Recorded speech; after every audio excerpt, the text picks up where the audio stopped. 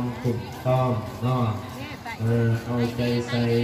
เนาะในหน้าที่การงานและจากต่อมาเนาะขอโมทนานั่งขอบครัวได้ออกบุญนี่เนาะต่อยอดเป็นออกบุญนี่เนาะนี่อายุมากคนยืนและจากเจริญพรเนาะพ่อเฒ่าแม่เฒ่าเฮาวาระสุดท้ายเฮาการสิได้สิทธิ์นำอบนำหอมเนาะให้แก่โยมพ่อโยมแม่น้องเฮาทุกคนเนาะเพื่อเป็นสิริมงคลให้แม่ออกยืนก้านเป็นต้นว่าปวดหัวเจ็บท้องมันว่าเป็นกระรองจองแจงหน่อยให้คอยหายแต่ทางนี้ทางอุบาทให้พญาท่ายเนาะให้ดี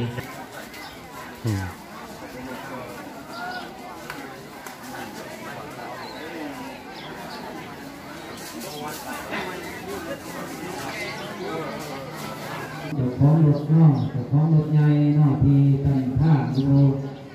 เพราะว่าภูเขาทั้งหลังหนักมากบ่ได้เนาะถ้าว่ารถไทยกับตั้งท่า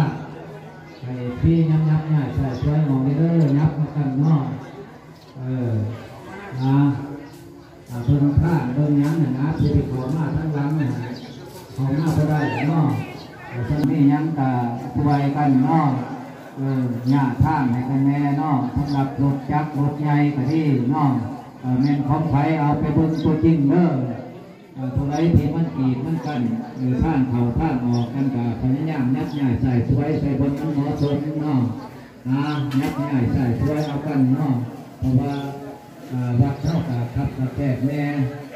ถือว่านี่ยังกับเบิ่งนักกันตัวจริงเนาะอะไรสิมันสะดวกสบายให้ยัดใหญ่ใส่ช่วยเนาะ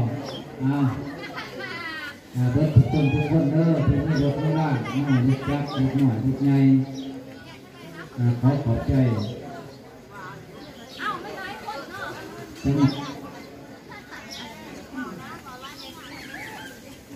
คอยลงไหนเลยข้างในฮะไหนผู้ใดใหญ่ๆอย่าฝ่าลงแล้วลงสุดท้ายใหญ่ข้างในมาโอ้ประเด็นไปแล้วผมแม่พี่หันพี่กันเนี่ยมีงานก็ต้องได้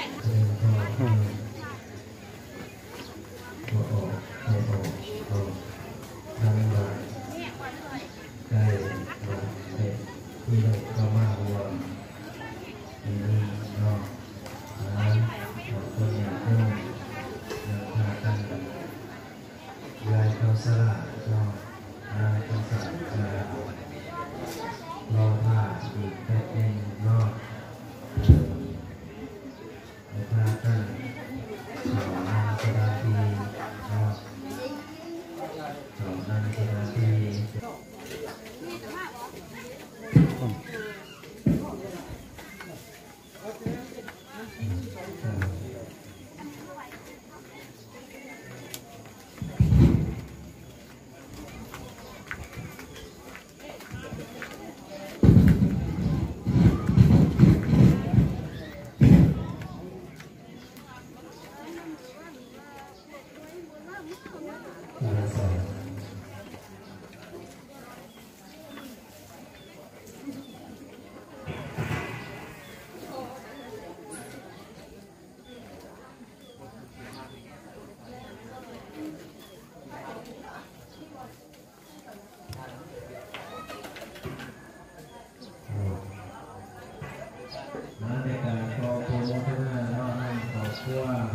ตัวสอนแม่นอแซมนี่ตามีครอบครัวหน่อยนอจากแม่อีนอแซมนี่หาโคหน้า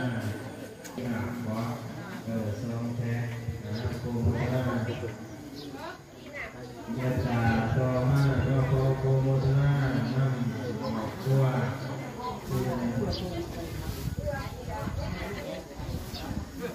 พอออกโคตรศาสตร์ออกมานี่มีวันนี้เนาะมีตรงมีผ้าเข่าทิพมีผ้าเนาะในกาตรงมาเนาะโอ้โหสาปริวารานิอิทูสังกัสสะโมสยา สังโฆอิมานิมายังพันเต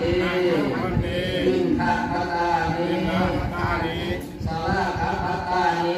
อัตตาอาทิขารานิสัมปารุขังสาปริวรังดาตุวัจยันตนานิ